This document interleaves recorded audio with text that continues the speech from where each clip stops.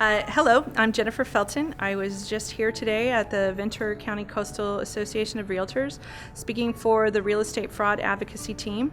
We were talking about some of the civil scams and frauds that we're seeing in our industry and helping people in our industry to know how to respond to them. The first one that I talked about is our new transfer upon death deed that we have in California.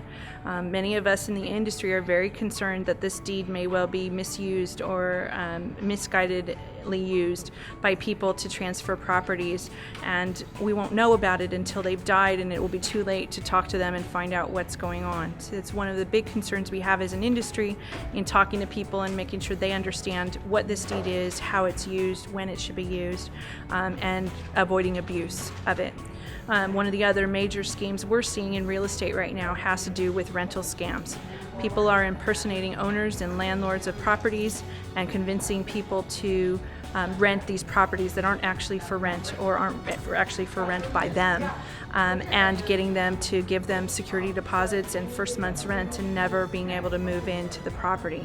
The realtors are often part of this scam in that their likeness and information is being taken by these scammers. So it's something that as an industry we need to be aware of and watching for. The last thing and the biggest issue I think that we're seeing as a fraud relating to real estate is wire fraud.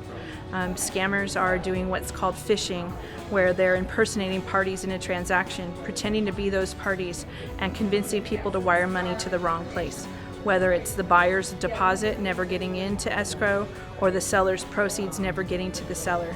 And the result of these scams is a loss of millions of dollars to consumers.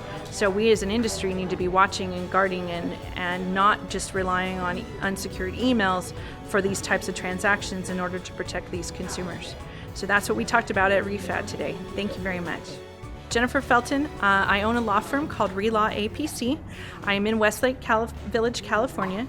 My phone number, 805-265-1031. My website, www.relawapc.com. Thank you.